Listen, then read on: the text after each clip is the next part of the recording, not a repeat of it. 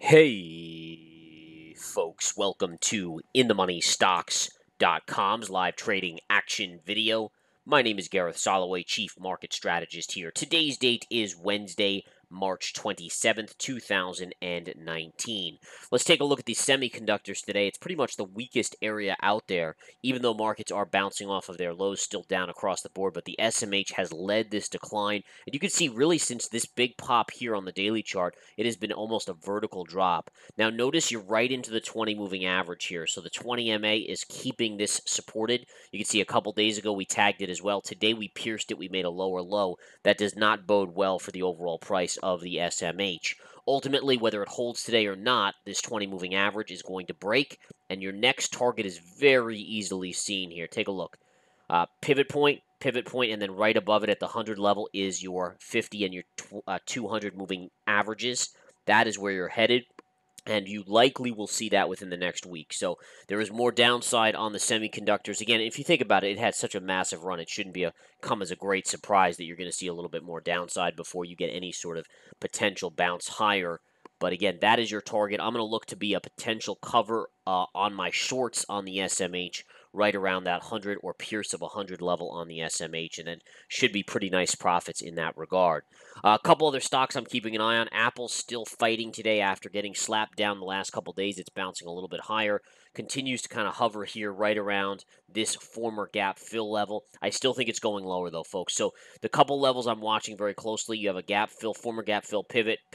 So that's going to be, and then this gap fill right here. This is my analysis telling me it's going down here. So you're going to see Apple around 173.50 based on technical levels and key analysis. But again, it's likely to be a choppy ride. There's no doubt about it. But this, again, is your target. You got your 50 moving average right there as well. Markets tend to pull back and stocks tend to pull back to major levels where there's a lot of consolidation. There's a major technical level, and then there's a moving average. And in this case, you can clearly see pivot point, a lot of consolidation and a gap fill and the 50 MA. So generally, as a trader, what I look to do, whether I'm swing trading a stock or day trading, I'm looking for multiple factors. That's what gives you the highest percentage win rate. So in this case with Apple, this is the level with the most factors. And again, you have pivot point, consolidation, gap fill, and 200. So really, you're talking like four factors right there. Four factors get you probably an 80-90% success rate trade. I mean, nothing's ever going to be 100%. If markets crash, for instance, Apple's not going to stop falling at that level. But overall, on a technical basis, that is a major, major point of interest. All right, couple other stocks to keep an eye on. Amazon, let's take a look here. Amazon had that nice move up. 200 MA is now your key support level. You came down a little bit today, holding steady. You got your 20 moving average moving up and so forth, still holding there. So nothing really to report on Amazon. Amazon, for me to get really bearish on, would have to break below and confirm below the 50 moving average down here. As long as it stays up in this range, I mean, in all fairness, the chart's not a bad chart. It's not a bad chart at all. So just keep that in mind. Looking at a couple other stocks, Netflix. Let's take a look at Netflix. Netflix is getting pounded today. I'm actually a big bear on Netflix. I talked about this yesterday to members. Not only do I think Netflix is an overvalued stock and eventually the PE ratio will modify, but I also believe that the continued intrusion into their space is going to no doubt cannibalize some of their membership. And so what do I mean by that? Well, yesterday or a couple days ago, Apple announced Apple TV, and they're going to have all these things, these live streaming stuff, these different shows and so forth. So now you have a new service from Apple. You have Hulu, you have CBS All Access, you have Amazon Prime, there are so many. I'm missing like 20 of them right now. Disney's coming out with one. And by the way, what's going to happen here and what's happening is Disney's already announced they're not going to allow Netflix to have any of their Disney content on Netflix. So anyone with kids is going to go to Disney. And you could say, well, what if, would they have Netflix and Disney and Hulu? Well, yes, there's going to be a certain amount where you can have a few products. But the thing is, the whole idea was that people were getting away from cable because it was too expensive. And that's all fine and dandy if you just have a few streaming services. But if you have 5 or 6 or 7, now you're paying more than your cable bill anyways. And I think that's going to keep, especially if we get into recessionary times, you could see that really hurt Netflix as well.